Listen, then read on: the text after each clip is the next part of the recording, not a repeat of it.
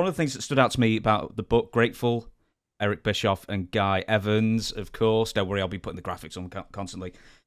And you talk about Hulk Hogan a lot in the book, and something... I feel actually quite bad, actually, because you're talking about, after the divorce starts happening with Hulk Hogan, he's in a very, very bad place. And as someone just watching Hulk Hogan as an entity on TV, as a larger-than-life superhero, it took me maybe a few pages to maybe get the sympathy I should have had for Hogan, because he's such a superhero that you sort of forget that he's a real person in that sense as well. But, I mean, do you know what... Yeah, I mean, take it from there, I suppose. Yeah, that's we all experience, anybody that's ever been a fairly high profile character in the wrestling business, we all experience that in one way, shape, or form. And because people have a hard time separating the character from the real person, and it's different, for movie stars, when you meet Tom Cruise, you understand that he doesn't really know how to fly a fighter jet, right? He's 5'6", about 140 pounds, and he's not the guy that you see on Mission Impossible. But you can distinguish it because, as culturally and growing up, these are actors playing a role. But wrestling has always kind of blurred those lines, right? Wrestling characters, not so much as now, but in the past, would always live their characters in public. That's where one of the things that kayfabe was about. If you were a wrestler back in the 70s, even into the 80s, if you were a wrestler and I'm a wrestler and you're the heel and I'm the babyface, if I walked into a restaurant and I saw you in that restaurant, I'd turn around and walk out. That's how you protected the business. And you kept the audience and the public in a constant state of not being sure if it's real or not. Being able to achieve that state of mind amongst the audience where, yeah, I know it's all entertainment, but these two guys really do hate each other. Like, if you can get them to slip into that gray area of not knowing what's real and what's not real, that's the magic of professional wrestling. It's not unlike a professional magician. When you go to a magic show, this guy is not some wizard or some satanic creature or somebody from, the heavens that's able to do magic. It's a show, but you can't figure it out. And when magic is really good, you forget that it's a show and you think that this guy is really creating magic. And that's the magic of professional wrestling. So as a result of that, and the way that manifests is people, I'll use myself as an example. I played an evil, arrogant, just maniacal boss, manipulative boss, right? And people still have that perception of me to this day. That's what they grew up watching. People watch, they know the Mr. McMahon character. Now, granted, the Vince McMahon character and the Mr. McMahon character, while they're two different people, there are some parallels and similarities, as there were with me, which makes it even harder for the audience to distinguish. But when you talk about Hulk Hogan, here's a guy who was at the top of the industry for so long. He was an icon. He changed professional wrestling during his era to become much more mainstream, on the cover of Sports Illustrated, in movie, all the things that back then in the 80s were mind-boggling. Now we take that for granted. Rock's the highest paid movie star in the world. Now we take that for granted. But back then, when Hogan did it first, not that he was the highest paid actor in the world ever, but he broke through that mainstream barrier where the mainstream media no longer looked at professional wrestling the same way they looked at porn. Because that's the way people felt about wrestling back in the day. Like sort of brown paper bag sort of thing. Yeah, you discuss it like that, You'd watch it, but you wouldn't tell anybody you watched it, right? And if you did, it was like, oh, I just, it's like Playboy. I only read it for the stories. Right, okay. But with Hulk, because he had been there for so long, and jealousy, envy, resentment, a lot of people that worked with Hulk over the years that didn't get the accolades that Hulk did or get the opportunities that Hulk did. That's where it all starts, right? There's always somebody willing to tear you down. And sometimes there were people that were the closest to you that you would least expect. And then you get the media narratives. For whatever reason, a guy like Dave Meltzer just hated Hulk Hogan because he couldn't go out there and put on a 5-star Japanese style match. He just hated the fact that Hulk Hogan was Hulk Hogan. And the peripheral media starts to create this negative narrative about a guy like Hulk Hogan. And before you know it, over the course of time, and in Hulk's case, 10, 15, 20, 30 years of that, all of a sudden there's a narrative about who Hulk Hogan is. And it's the farthest thing from the truth. Hulk Hogan is one of the kindest, most generous, and I'm not just talking about financially, although that too, but he cares about people, and I saw that early on when I first met him. And it became apparent to me with the little things. I always judge people by how they treat people that can't possibly benefit them, right? If I see somebody, being extra kind and cordial and, going out of their way to be a great person and great energy, but they're doing it with somebody that they're trying to get something from, that says nothing to me about that person. Actually, it does, but not really. But when I see somebody like Hulk Hogan, who in the middle of a meal, while he's engaged in an important conversation, and somebody comes up to him and says, and I've heard this a million times, "Hey, Hulk, I hate to interrupt, but," and Hulk Hogan, over the decades that I've worked with Hulk and been in private situations with him, public situations with him, I've never seen him do anything other than make that person feel good. That doesn't benefit Hulk Hogan, but he cares. And that's one of the things that impressed me most about Hulk Hogan is the way he treated people who couldn't benefit him in any way, shape, or form. But most people don't know that about him. Now, is he a flawed person? Has he made some really fucked up mistakes? Of course he has. So have I, so have you, and so has everybody that's so critical of him. We don't want to look at our own lives and our own biases and our own mistakes and our own tendency to be judgmental or whatever. We all have flaws. And Hulk, in one of the most vulnerable times of his life, when he was physically in so much pain, he was being medicated like a horse. His doctors were giving him medication that would probably have killed most people. But that's how severe that pain was for him, his back issues. Oh, and let's add on top of that his wife was divorcing him. He was losing his wife. He was losing his home. He was losing his identity as Hulk Hogan.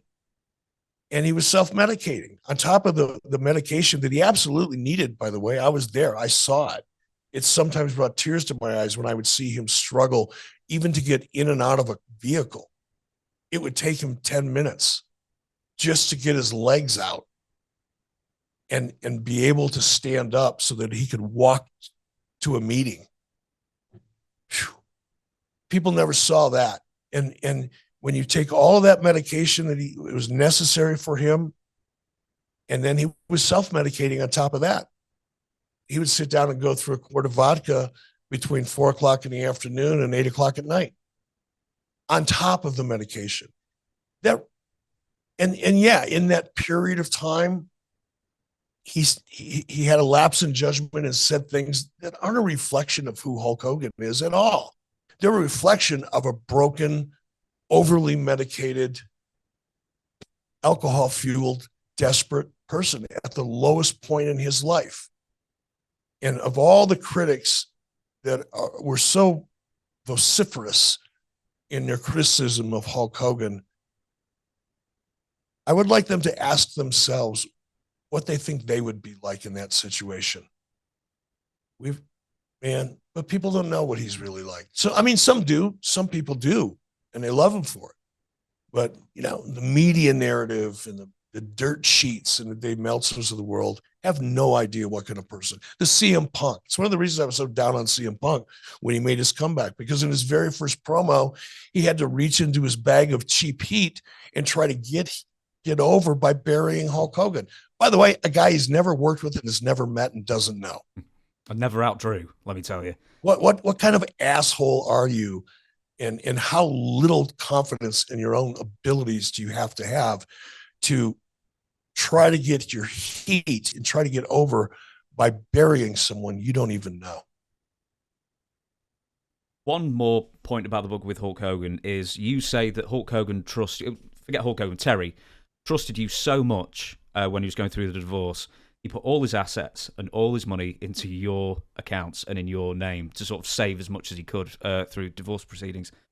Do you remember how much it was, or is that just between you and Terry? No, and I did say that, and it is true, but there's more to it than that. I was working closely with Terry's financial advisor and lawyers as they were trying to structure Terry's finances in such a way that, knowing that a divorce was coming, to be able to protect as much of his assets as he could. And part of that was to create an LLC, which is a legal organization. It's like a corporation of sorts that those assets would go into. And while Terry had the majority of shares and stock in that, I had actual control over it. And a lot of that had more to do with his trademarks as much as it had to do with property and money. And the honest answer is I don't know, because his finance team, his legal team, and his accounting team were the ones that created that architecture. I had the ability. I mean, if I wanted to be a criminal, I could have entered into all kinds of licensing and trademark deals that would have benefited me. I could have probably, liquidated assets, I guess, in some way, shape, or form. But it was created to be a temporary situation and a bridge of sorts until Terry's legal situation with regard to his divorce was finalized. So it sounds like, he put $20 million in my checking account or something like that. It wasn't quite like that. It was more complicated than that. But the element of trust was at the nucleus of that. Terry needed to have somebody that he could trust and rely upon to help him facilitate some of the things that he needed to do. I agree with you. And a lot of people out there didn't agree with you when you made the statement at the time. You famously said in an old interview that Hulk Hogan is one of the greatest wrestlers ever because of the amount of money he drew. Oh, unquestionably. Now, quite a lot of people out there seem to disagree with that. And Well, sure, yeah. Right, okay. Why don't you tell these people why they're wrong and Hulk Hogan is in fact one of the greatest wrestlers of all time? Because here's why.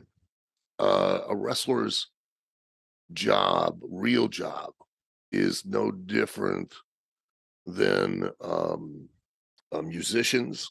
It's no different than a comedian's. It's no different than a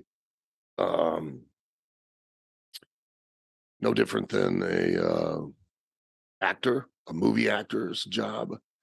And what I mean by that is, if you're in the entertainment business, okay, your job is to compete for the number one resource on the planet. It is the most valuable resource in the world. There's nothing that is more valuable, and there's nothing that's more expensive to get, and that is people's attention. Your job is not to go out there and just be a great wrestler. And that I learned over the years through experience, because I had always endeavored to go out there and just simply be, the wrestler's wrestler, to be a great wrestler. And what it is you're supposed to be a great attraction, is what you are. And there is a dramatic difference between the two. For instance, Arnold Schwarzenegger does not get paid to act. Arnold Schwarzenegger gets paid to make movies because an audience would pay to see them. That's why Arnold Schwarzenegger got paid. And Tom Cruise, same thing.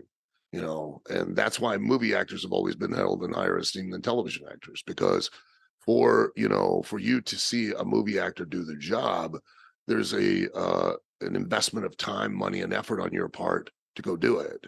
Whereas a television actor, yeah, they do motivate you to watch them, but you just turn the channel and you can see them do that.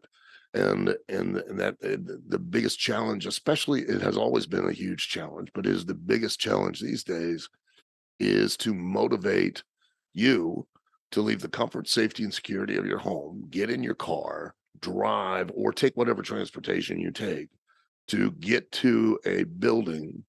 If you've driven, now pay to park, because everyone does that now. That's an extra bit of money. And then pay a significant amount of money to enter the building, for the opportunity to sit in a seat, let's be honest, you don't want to sit in, around people you don't want to sit around. Okay, to pay for food at a concession stand, overpay for food at a concession stand you don't want to eat, to watch that performer do their job. That's a very, very tough job to do. It's very challenging. And at the end of the day, as far as from a wrestlers or entertainers standpoint, Hulk Hogan, without a question right now, was one of the most number one wrestlers in the world, because everyone, and I do mean everyone around the planet, if you say Hulk Hogan, they know who you're talking about. And that is, he's won the contest, he's won the game. He drew more money, and you can be the greatest performer, you can be as far as acting, you can be the most amazing actor on the planet, and yet if no one will buy a ticket to see your movie, guess what Hollywood's never going to do with you? They're never going to make a film with you in it. They're featuring you because they know you're not going to motivate an audience to give them a return on their investment. And the same with, you could be and I'm sure there are, because I mean, how many times have you watched Britain's Got Talent, America's Got Talent, these shows, and then somebody comes out on that stage that you've never seen or never heard before and sings like the most incredible voice that you've ever heard, has so much charisma, but you've never heard of them. Why? Well, because they, you put them live in a concert, nobody will pay to go see them, and it's called the wrestling business, and it is a business, of drawing an audience to make money to pay the bills. And therefore, the evaluation of success is not just on how comparable they are within the ring. And, let's face facts. I mean, there's this absurd, and I mean, quite honestly, it's really an absurd notion that Hulk Hogan could not wrestle. Yeah. Which is ridiculous. Watch him in Japan. Man, that dude could go. You have to understand, and I get it, because a lot of people, it's fans who think they know things. When I broke into the wrestling business, okay, in '82, and Hogan came in, a few years before me. At that time, this business was a very closed, it was easier to be a man in the mafia than it was to become a professional wrestler. It was very protected, but protected meant not, telling people that wrestling's fake. Everybody had known wrestling's fake for decades. It was not allowing just anyone to get in it. And the reason why is because it takes literally an entire locker room to build a town, and it takes one guy on the show to ruin it. And it was very difficult to get in. And so, Hogan showed up and a noted, what we in the wrestling business call a hooker, not a prostitute, but a catch wrestler, Hiro Matsuda, literally broke his ankle the first time he showed up, and then sent him on his way to see if he came back. And the reason that's important is because when somebody trained you they accepted responsibility for you in the wrestling business. It was like a apprenticeship. And if you now do something that gets you heat within the wrestling business, or you do something that violates any tenets, or you hurt business somewhere, it not only do you suffer, the guy that brought you in does, because they feel that he was responsible, should have taught you and prevented what occurred. And when this is your sole means of income and livelihood for you and your family, you don't like to take that risk on just anyone. So, and when you do, and I still operate like this today, when you do, you make it clear that, hey, you're carrying my reputation around, and now I'm going to make sure that you are as successful as possible, because that's only going to make me look better. But I'm certainly not going to let you risk my livelihood or my reputation on, by you making a mistake. So, Matsuda's going to go out of his way to make sure that he knows how to wrestle. But the reason that Hulk Hogan didn't wrestle was because the audience didn't pay to see him do that. The audience paid Hulk Hogan to see Hulk Hogan be Hulk Hogan. That's what they wanted, and that's what he gave them. And, it's like Steve Austin. If you go back and watch Stunning Steve, as Steve Austin against like Ricky Steamboat, he's amazing. I mean, he was really, really a very good and very capable wrestler. Now you go forward and you watch him as Stone Cold Steve Austin. Well, he had 5 or 6 moves, and most of that was punching and kicking. Why? Well, because if you're a beer drinking, ass kicking redneck who flips off his boss, how are you going to wrestle? You're going to be out there doing switches and reversals and takedowns and escapes and counters, or are you going to go out there and just stomp a mud hole in somebody? You get what he sold you, Stone Cold Steve Austin, so he wrestled like Stone Cold Steve Austin. But you never hear that debate of people saying, well, Steve Austin couldn't wrestle. Well, he didn't. When he became Stone Cold Steve Austin, Stunning Steve never showed back up again. But any moment and any time, Stunning Steve could come right back in, but that's not what the audience paid to see. Mm-hmm. And that's what it comes down to, and Hulk Hogan did an amazing job of being Hulk Hogan and carrying a company, at that time, and made not only himself, but a lot of people a lot of money, not just he and Vince McMahon, a lot of the wrestlers that were on Hulk Hogan's shows, if they were typically making, I don't know, $1,000 a night, on a regular show, because Hulk Hogan was on the show and the place was sold out, they all made $1,500 to $2,000 from where they were on the card. And that's how that really works, and that's why the business operates the way it does, is because, and why we used to have I don't know what you would call it, turn of phrase or an action that we used to take, where if you were on Hulk Hogan's show, or, and I used to go up and tell Steve Austin a lot of times, I'd be, hey man, I really thank you for the house, because he's the guy that drew the house. There was no ifs, ands, or buts about it, and he was like, thanks for doing that, because if you hadn't done it, I wouldn't be making as much money as I am making right now. And it's all due to you. Thanks for having me on your card, because if I weren't on this particular show, and back in the day in the 80s, WWF was running A and B towns, and some weekends they were running A, B, and C towns.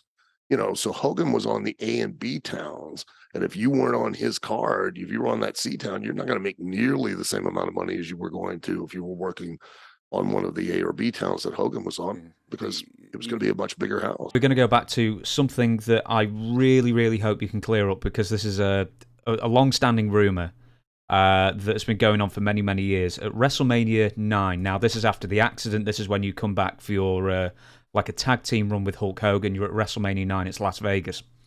Hulk Hogan turns up with a great big shiner, black eye. Quite a few rumors of how he got that black eye. Do you know for sure what happened? Yeah, he was with me. I slapped him. No, he had wave runners, and I had wave runners, and we were all in boats. You know, we had super boats, 38 footers, that would do 85 miles an hour. We had wave runners that would do 55, 60 miles an hour. I had gotten a couple of Polaris wave runners. I'd gotten. They were a little bit smaller. They were a new age when they had a variable thrust control like the jets now have. They can control their. Well, that's how my wave runner was. It was a 750 triple, 3-cylinder. So a lot of power, and you could almost launch yourself into the air in this thing. It was really rough. When I was down by where Hulk lived, and we were in the air coastal. And it was real rough, and when the boats would come through, and just all this water would be flying everything. I told him, I said, because as big as he is, 300 pounds, I said, these are smaller ones. He had a big wave runner. It was really big. It was made for 3 people, so you could really get away with a lot on that. Mine was much smaller, much narrower, really fast. And I told him, do not stand up on it because you won't be able to control it. So we're out there. Next thing you know, he's standing up, and big wave hits him, and it actually just throws the wave runner into the air, and it spins around, and the wave runner itself cracked him in the skull here and fractured his eye orbit. So that was actually fractured. He had broken bones there. And the guy said, the doctor said he was lucky. He nearly lost his eye. He was knocked out. We had to drag him out of the water, to the hospital and stuff. And then, they checked him finally. They said, yeah, his eye's going to be okay. He's going to be okay. Looked horrible. He was black and blue. This is only a few days before we get to Las Vegas, and they still had a commission there. And the commission guys sees them, and they're like, "Oh no, you can't wrestle." So they're going to shut down WrestleMania. They can't wrestle. So we had to convince them that we had worked an angle and had the bad guys jump us. We were coming out of a casino and beat them up, and that was just fake. It was makeup. And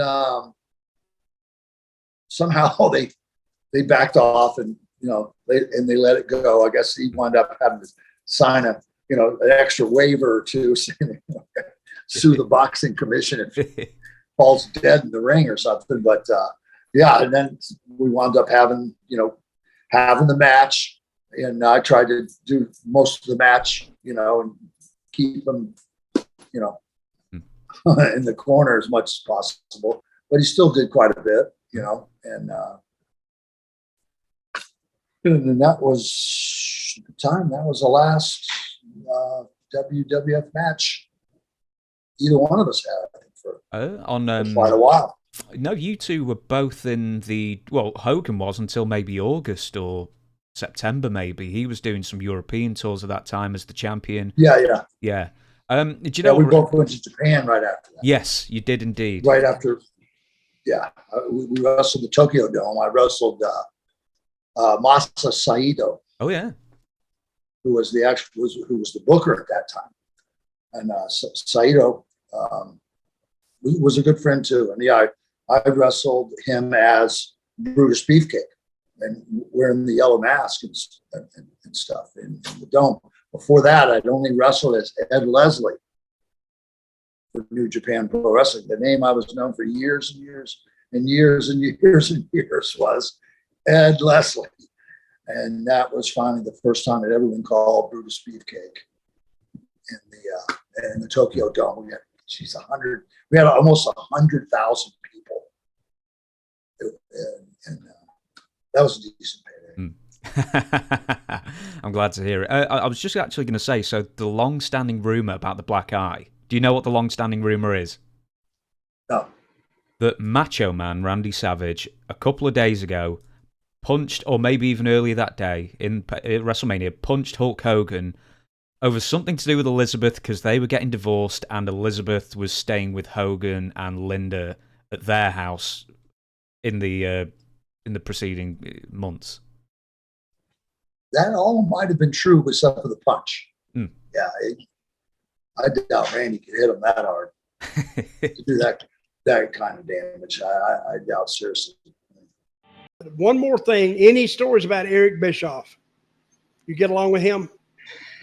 Well. Okay, folks, right here is. I like when people say, "Well, I'm not going to say anything bad about him." Well, here's the story. But, here's the story about Eric Bischoff. I don't know the guy. Yeah. I just know that he talked to me like I was an asshole one time, and that was it. But you know, so he's working with WCW, and I'm going to WCW from WWF. So he's the booker. And when I got there, for a reason or another, me and Carl Willett were tag team. We just came out the Quebecers from the WWF, and he doesn't like us. For he doesn't believe in us or whatever. He has his own clique and his own people. And then so in the same time that we're there doing the TVs once in a while, we're not getting pushed. We're doing jobs. We're not being in a good position. And it must have shown on my face that I wasn't very happy, you know, and stuff. So that's when I worked my deal with Hulk to come work in Montreal. You know, when he was NWO, the hottest thing in the NWO. So Hulk liked me a lot. So I had him come to Montreal, and I opened the doors to WCW for the first show and the only show they ever had in Canada is in Montreal. And I'm the one who booked it for them and promoted it for them. But at the condition, I had the lawyers in there, the TV station in there, but the condition was that I work against Hulk in main event. And now that story makes sense. Now I got it. So when I got there, but the weirdest thing is when I got into Montreal, when we got in the dressing room, Hulk comes up in front of all the boys, and he says Flair was there, you know, Malenko, Guerrero, you know, all the guys that were there, and he says in front of everybody, he says, "Okay, boss." He calls me boss. He says, "Okay, boss." Says, "What are we doing tonight?" And I looked at him. I started laughing because it's very funny, you know, like he's the biggest icon that ever existed in my mind, anyway. And you know, and if wrestling is what it is today and tomorrow and yesterday, it's because of Hulk Hogan for me as part of it in there. And then so I have that respect for him. So when he tells me, he says, "What are we doing?" You know, for the finish, I laughed, and all the boys laughed too in the dressing room. And next thing you know, he's looking at me, he says, "I'm serious." He says, "How am I putting you over tonight?" So I looked at him, and then I laughed even harder, like I really almost lost it, you know, laughing because he's telling me in front of everybody I'm going to go over, you know. Don't you wish we had phone cameras then? Yeah. And then anyway, but he'll vouch for it. But anyway, all this to say that when I beat him, no chairs, no gimmick, just a small package, 1, 2, 3, right in the middle of the ring. When that got back to Bischoff the next day, man. And I think, and I still up to this day, I have no proof of what I'm saying. This is speculation on my part. I think that never let facts get in the way of a good story. Continue the story. But I think that I wasn't the only one that had heat with Bischoff. Like I think that Bischoff and Hulk, they were trying to see who was boss there. Like, you know, who was trying to boss. He was boss booking, but Hulk was Hulk, you know, and I think there was a little conflict there. So Hulk, I think, by putting me over, he gave a little receipt to Bischoff. I'm not too sure about that. I also have a story that I think that also Hulk put me over because of the thing I did to the Bulldog.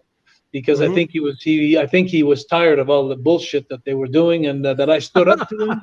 That I stood up to the Bulldog. I think that Hulk. This is all speculation, but I think that Hulk had a lot of respect for me, that I stood up for them. So, and he had a lot of respect for the Rougeau family.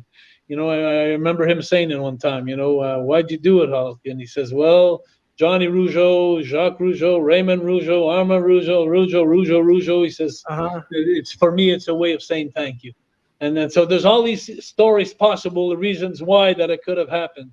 But I know that when we got back to WCW, the next TV taping, I remember Bischoff coming up to me and he put me against the Giant, Paul White, and another, he had the Giant in there, and with Carl Ouellette, we're in a tag team. It was the Giant with somebody, and he told the Giant, he says, "You're going to take Jacques and you're going to throw him over the top into the table and then the floor," and I looked at him and I said, "No." I said, "No, you're not." I said, "I'm the veteran here. Carl Ouellette, PCO, the young guy that I brought in WWF, Quebecer, he takes those bumps and he likes to take those bumps." I said, "Not me. I'm not doing that. I can't. I'm not able. I'm not." He says, "Yep, you're going to do it." He says, "You're going to take the choke slam." So we had a little altercation there. And finally, I took the choke slam in the middle, but Paul White was so nice to me, it looked bad, the choke slam. But anyway, he almost put a pillow underneath me when he put me down. But I think so. So that's where we stand, me and Bischoff. And the funniest thing is, I was at a Comic-Con. I think you were there too, not long ago. Bischoff was there. And again, and someone, and I was taking a picture with someone, I can't remember who it was, and Bischoff just popped right beside me. And I turned, and I swear to God, it was spontaneous. I said, "Hey, Eric," I said, "let's take a picture." So I took a picture with him and somebody else. I can't remember who it was. And then I put it on my Facebook, like, "Oh, let bygones be bygones. What the hell?" Tiff says, could you ask Greg this? Was it true that Hulk Hogan once claimed that, well, he could claim anything, so it might be true, but Hulk Hogan once claimed that he had been offered and turned down a Legends match with you at WrestleMania 22 in 2006? That son of a bitch. I don't know if there's. I've heard that rumor. The rumors start like that, and they get real. Could be real. That son of a bitch. He didn't want to work with me. I hit him too hard. Have you heard that before? That would have been great. Yeah. A Legends match. Yeah. You know what though? Yeah, it could be true. With so many of Hulk Hogan's claims, it might be true. You never quite know. But, hey, I put Greg's Valentine's name next to Hulk Hogan. I'll take the reflection because he's still up there, right? He's the man. And then I get some of that magic angel dust from it being associated with Hulk Hogan. I'll take it. It's true. Yeah. That's going to be the headline. It's true. Greg says it's true. Yeah. But Hogan had to watch out more for Raven because Raven was an overact coming in to WCW. You talk about a guy who made the cover of the video game, WCW versus NWO, with the NWO. Like the WCW guy you picked was Raven. I mean, that's a guy, we'll talk about it, but I owe my career to that guy. I say it all the time. And Raven should have been a much bigger star and made millions of dollars in this business, much like a Sabu and other guys that gave everything. I'm interested now. So Hulk and Raven then. So this is off the top of my head. I'm sure you'll correct me, but he starts appearing in the crowd for weeks or even months on end. In storyline, he's got a really special contract where he can basically dictate his own terms. You come in quite soon afterwards. But you mentioned Hulk and Raven then. So Raven was on Hulk's radar very early. If he wasn't on his radar, he was on the radar of somebody close that was giving him tabs about Raven being over or here and there. But with the hype and with everything, and obviously Raven had a great introduction by not wrestling and getting the character over and having me there to take all the punishment. I mean, I think it was like 8 weeks of contract negotiations and holding hands with J.J. Dillon and dragging him down to the thing. Dude, I have to say about that segment, that's probably one of my favorite segments of all time, is being able to riff and improv with J.J. Dillon and Gene Okerlund live in front of a crowd. All that stuff was not even rehearsed. Like, you had your bullet points that he's going to tear the contract up, he's going to hit me. We didn't even have an outline, but that's what we had Gene Okerlund for. And just I saw so much potential in that. And even JJ, like legitimately playing it up super serious, and me dragging him by the hand and telling him he needs the exercise. Like that's what's missing today, of being able to kind of make fun of the authority figures and make them kind of a goof on the situation. I find it quite sad almost that the Flock never really mixed with the NWO at all.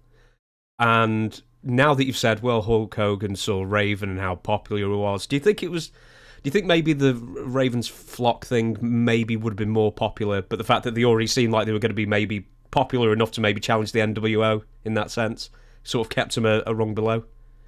Yeah, I mean, there's a saying, I don't know if Dutch ever brings it up, but do good, but don't do too good. What was it? Sorry, I was coughing all over that. I muted it, but... How dare you? Sorry, say it again.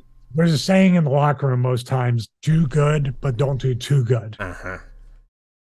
You should do too good, theoretically, but sometimes when you do too good, too fast, you get on those radars and you don't have the political strength or affiliations to prevent getting buried or prevent getting your legs cut out from under you, which I believe Raven in the end, like you look at his contributions, especially in WCW, he was the first guy to give Goldberg a competitive match that made sense and made Goldberg even more over. Like Goldberg was selling for the first time and got more over as a babyface in the end.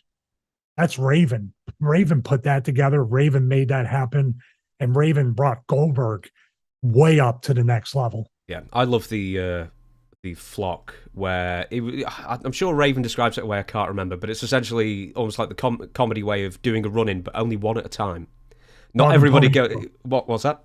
Dog and Pony Show. The Dog and Pony Show.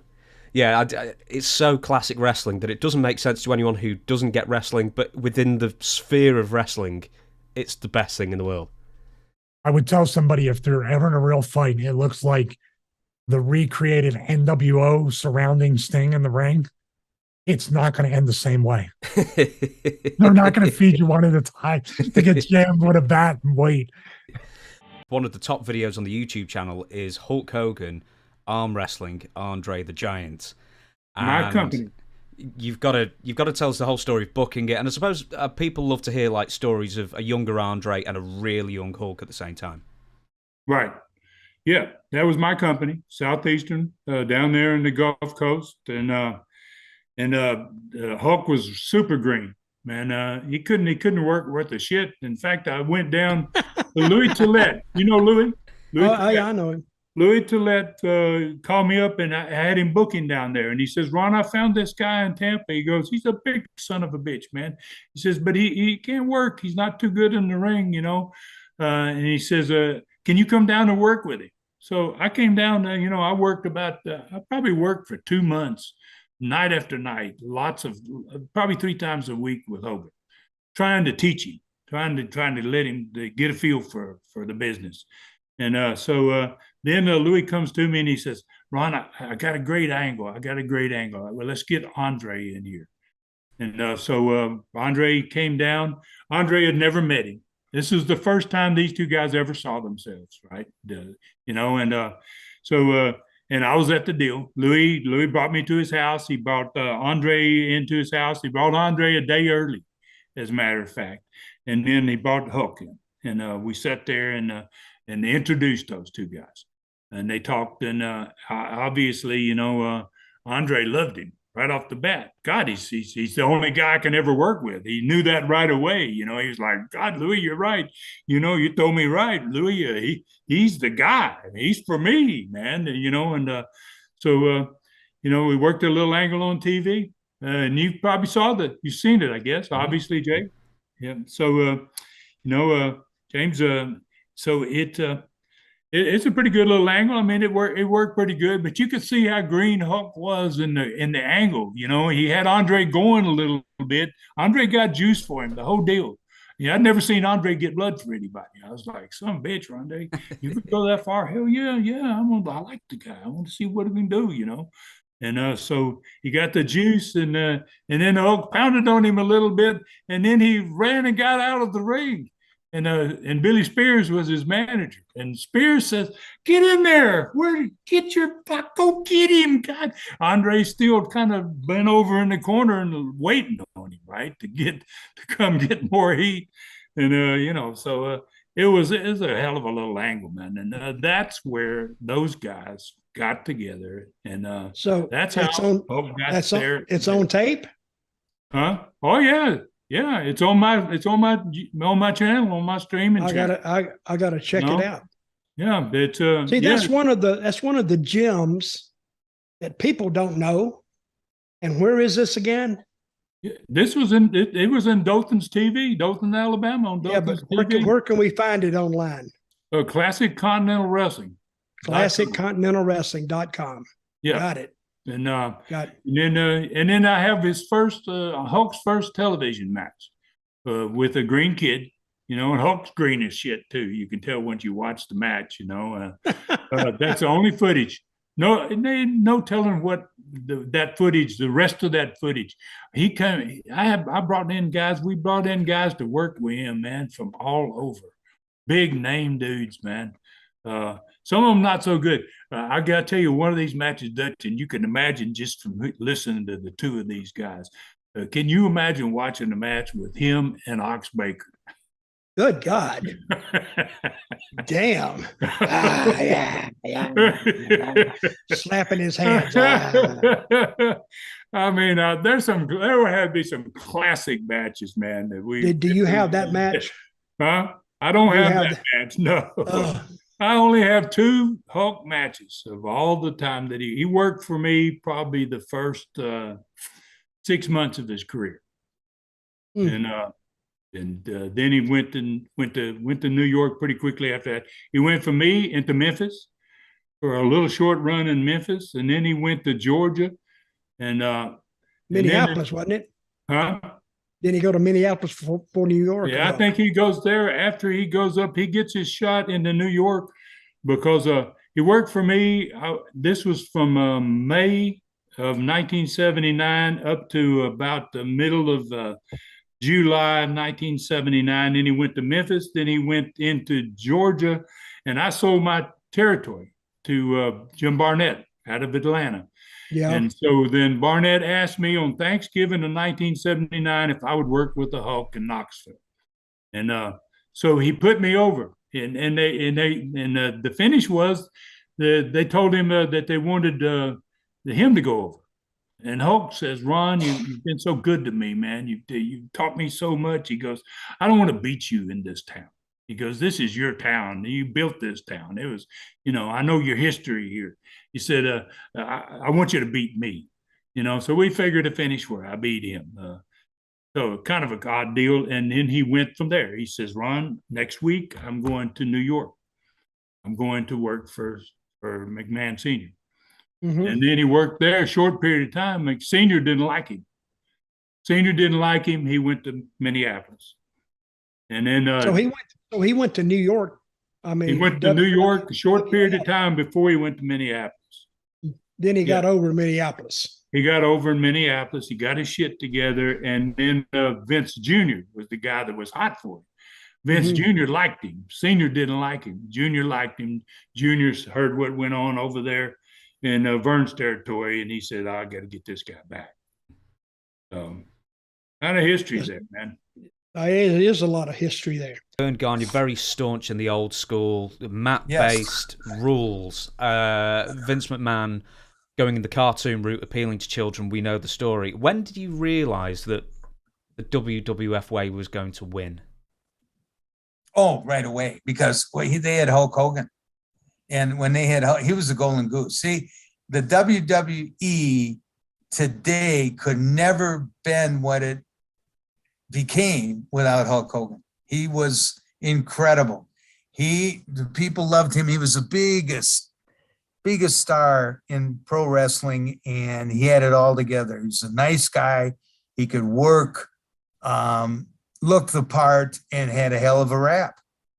With Hogan, obviously, I think you've alluded to it before, and I think people would agree, is that Vern Gagne really didn't do right by Hogan, and didn't do right by himself for not getting fully behind him. When did you sort of realise that Hogan in the AWA was going to be the next big thing, and why was Vern just so averse to using him? Well, I knew right away when they brought Hulk in as a heel, and they had Johnny Sullivan be his manager, and all of a sudden he got over as a heel, as a babyface. And, you know, he was beating 2 guys in the ring on TV, and all of a sudden, you know, the people loved him. So they decided to make him a babyface. And my idea, and I think that Vern was jealous of the fact that he had started the AWA under the auspices of having a scientific, all-American type wrestler. And all of a sudden, this Beach Boy, guitar-playing, musclehead, blonde guy has just broken everything open, and the people just loved him. And Hulk Hogan loved the AWA, and he loved it because of the schedule allowed him. He didn't have to work hardly any of the spot shows. It was just, so he'd work 3 times a week. That was it, you know? And I never saw such record crowds. I mean, it was unbelievable. And the fact is, Vern was his ego got in the way of giving Hulk the belt. And, you know, Greg says, well, we were going to give him the belt. And I said, well, you didn't, and you should have. And then there was another deal too that, and this is a rumor that, you know, they had sold these T-shirts, you know, would be champion or should be champion Hulk Hogan. And I had heard that they had owed Hulk $40,000 in, you know, revenue from these T-shirts. And for some reason or other, they never did pay him. So I think that was a crowning blow. Plus the fact that he had wrestled Bockwinkel in almost all the major towns and couldn't beat him, you know, due to outside interference or whatever, disqualification. And I had been told by Greg recently that CBS wanted to give AWA a one-time contract or one-time TV deal to have Nick wrestle the Hulk and then have Hulk beat him on national TV on CBS Sports.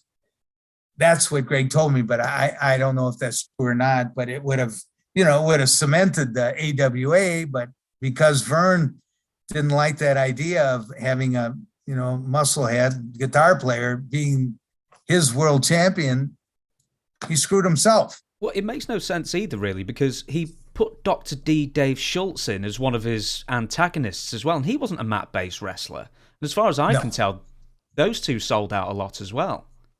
That's true, and David was a good friend of Terry's, so that's why he came up, and he had that Southern twang to him, you know, sort of like an outlaw type guy, and had, you know, some decent matches with Hulk, and I think, you know, it ran its course, and then, you know, I think the main deal was that Hulk should have beaten Nick, you know, for the championship, and then when that didn't happen, and it didn't happen on, you know, multiple times at huge houses, I think the fans were just sort of, you know, fed up with it. Yeah, I've also heard the story where Vern said, oh, well, I was going to give him the title in early '84. It's like, well, you had months.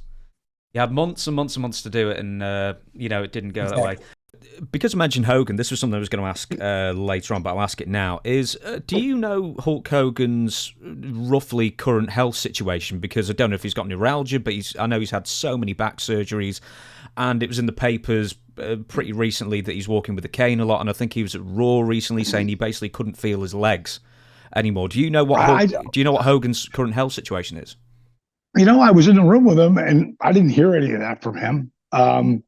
I did see him. He had a staff, and I know that he's had back issues. You know, he's had like 8 back operations. I begged Hulk to let me come down and work with him. I begged him after he had like his 3rd back surgery, and I showed him the video of Arthur, the disabled veteran. You know, some guys they're just so old school that they only know one thing, and that's, you know, the way they train. They have a set thing, and it's worked their whole life.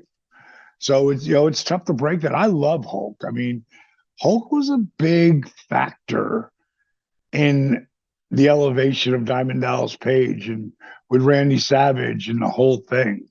I mean, it was a big factor. You know, we should have had a pay-per-view together, me and him, Never understood how that didn't work out like that. I did twice, but they were in tag teams, you know. But we should have had mano a mano, you know. But like I say, I love Hulk, man, and you know, it bums me out that he is, you know, he is feeling beat up, like, but that everybody, and you know, one of the main reasons, because I don't go to do signings to make money. I don't. You know, I'm very, very successful with what I've done in my investments and all this shit. But I love going to see the people, because the people who come to see me, and it'll be the same thing for the love of wrestling.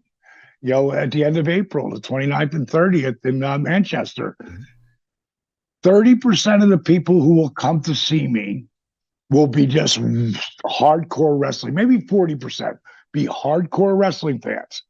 A certain percentage will come from the movies, whether it was Ready to Rumble or Devil's Rejects. And 40 to 50% of the people will come, could be from any of those movies or wrestling, but they're mainly there about DDPY. They want to tell me their story. And thank me, I mean, I can't tell you, James, how many times, you know, I get really choked up sometimes because they're crying.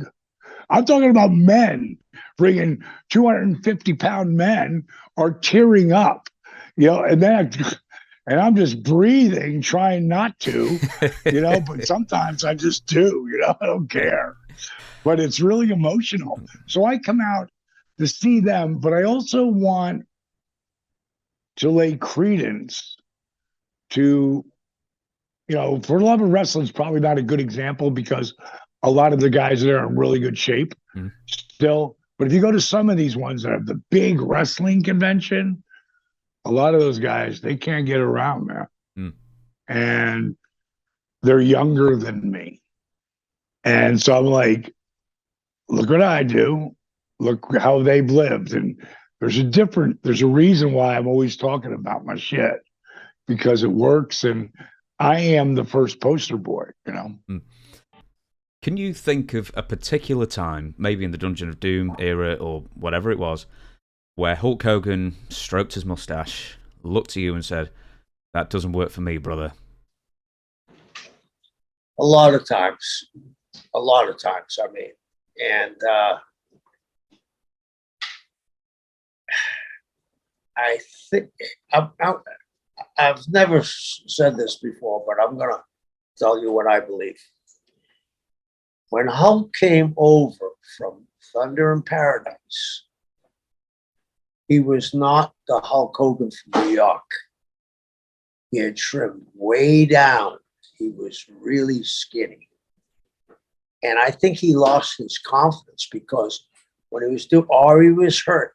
When he was doing the interviews, he was hunched over. He wasn't that giant that he once was. And I think he might have known that. And he wanted to protect his persona so much that it reflected on the program itself, the complete program.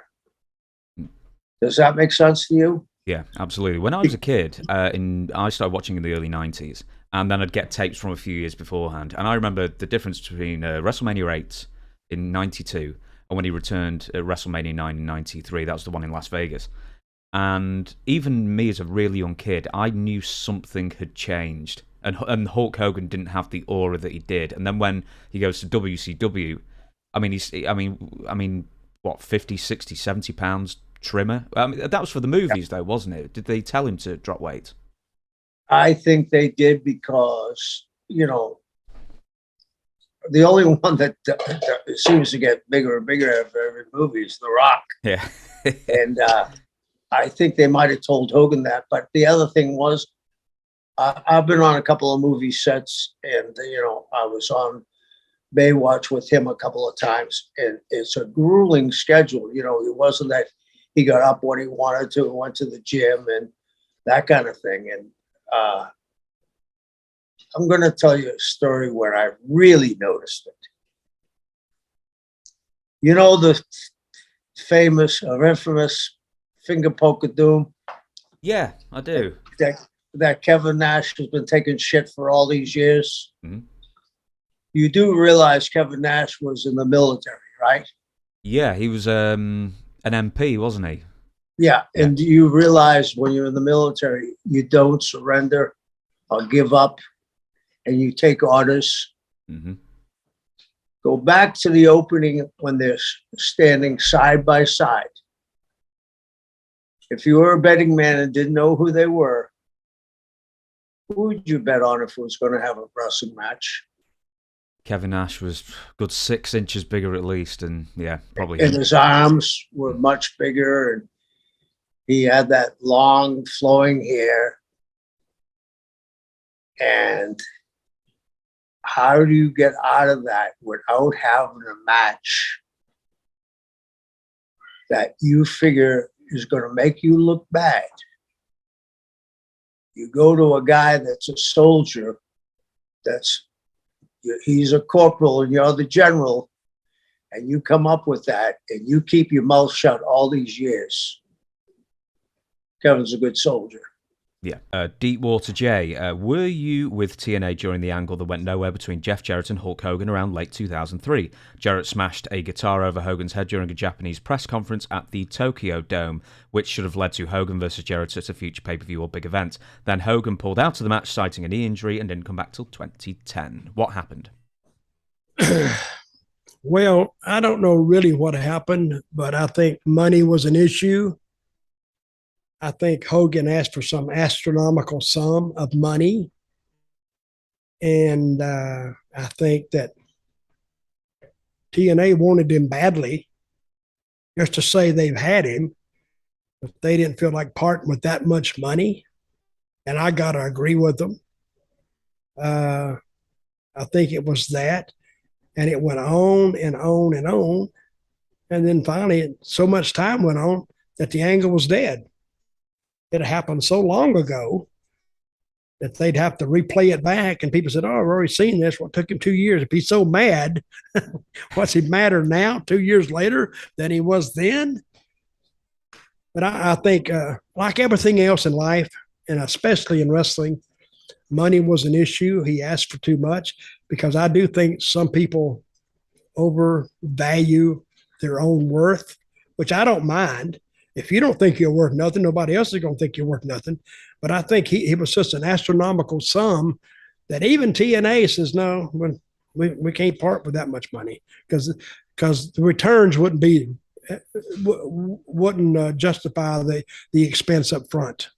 Now, as a booker, Dutch, a seasoned and respected booker, I'll say this, and I'm sure you'll agree with it, is why book the starting angle if there was no contract and there was nowhere to go with it? Why book the first bit? No, they did that. I think he agreed to do it. That's what I think. After it was done, then he pulled the power play. I think Hulk did. He said, well, yeah, we'll do it, but I got to have this now. That's what I think he did, because he was going to pull the power play against them. They didn't know it. They thought they had a deal. Nothing was signed, which taught TNA a lesson. Get the signature down before you do anything, then we'll go with it. But I think Hulk played him like a violin and ended up, he wanted more money. He didn't get more money. But I think at the end in 2010, when he did come in at a much lesser price, but they wanted him to do more too. I believe this off the top of my head. I believe he came down with a magical foot injury, and then he couldn't. All of a sudden, and then maybe some money would have made that foot injury get better. Well, I heard that too. But do you remember any plans for Hulk if he'd come in? Well, I think him and Jeff were going to work this big long thing, which would have paved the way for a few more to join in. And I don't know if I think Kevin Nash had already been there. Scott Hall had already been there. So I think Hogan, he brought Bischoff with him, I think. and they kind of took over the company. All the creative that was with Jeff before, we got 86th off the edge of the boat, and I think Vince was the only one that stayed. I think Jeff went first. Then I got axed. Cornette got axed. And anybody that had connections to Jeff or his regime, they got him out of there. And then they kept Rougeau. And Rougeau was playing the political game too with Dixie, which is what you got to do. I don't blame him for doing that. But he stayed, but I always thought that Hogan and Vince hated each other until some money was involved. Then they all of a sudden magically got along. I think even Savio was binned off. Just everyone in the office seemed to go. Yeah, and I was wondering about Savio and Jeff knew him, and he's very good at what he does. We wanted him to be an agent, and Savio they let him go too.